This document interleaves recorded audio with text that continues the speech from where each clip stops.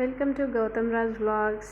ఎమ్మి గోంగూర ఎండు రొయ్యల కర్రీ అయితే నేను ప్రిపేర్ చేశాను. చూడ్డానికి అయితే చాలా టెంప్టింగ్గా ఉంది కదా.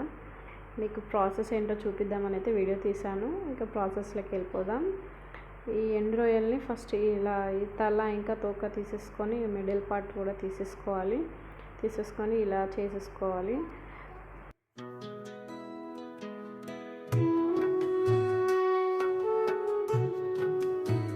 ముందుగా వీటిని కొన్ని వాటర్ బాయిల్ చేసుకొని ఆ వాటర్లో ఒక 5 మినిట్స్ అలా ఒక పొంగు వచ్చే వరకు ఉంచాలి. అలా ఉంచితే కొంచెం కుక్ అవుతుంది. ఈ కర్రీకి కొంచెం ఆయిల్ ఎక్కువే ఉండాలండి. సో ఆయిల్ హీట్ అయిన తర్వాత పోపు దినుసులు వేసేసుకొని సన్నగా తరిగిన ఉల్లిపాయలు ఇంకా 4 పచ్చిమిర్చి చిలుకలు అయితే వేసుకొని అల్లం ఇంకా పసుపు కూడా వేసేసుకొని బాగా ఫ్రై చేసుకోవాలి. ఆనియన్స్ కొంచెం వేగేదాకా. తర్వాత కొంచెం కరివేపాకు కూడా వేసేసుకొని ఫ్రై చేసుకోవాలి. ముందుగా బాయిల్ చేసుకున్న ఎండు రొయ్యలు ఏవైతే ఉన్నాయో అవి కూడా వేసేసుకొని కాసేపు అలా ఫ్రై చేసేసుకోవాలి.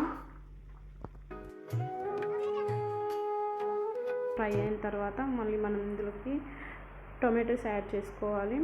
టొమాటోస్ ఒక 5 మినిట్స్ మనకి కుక్ అయితే సరిపోతుంది.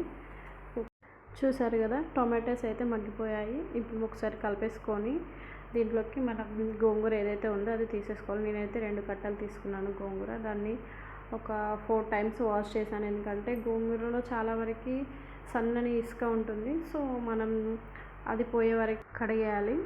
ఇంకా ఈ గోంగూర మగ్గడానికి మనకి ఒక 5 మినిట్స్ టైం పడుతుంది. సో అలా అంటుకోకుండా మనం కలుపుతూనే ఉండాలి కంటిన్యూస్గా. అప్పుడైతేనే అంటుకోకుండా బాగుంటుంది. టేస్ట్ కూడా మీకు మాడిపోతే బాగుండదు టేస్ట్. సో మగ్గే వరకు కలుపుతూనే ఉండండి. ఇంకా దీంట్లో కొంచెం మగ్గిపోయింది. సో కారం ఇంకా మీ టేస్ట్కి సరిపడా ఉప్పు వేసేసి బాగా కలిపేయండి.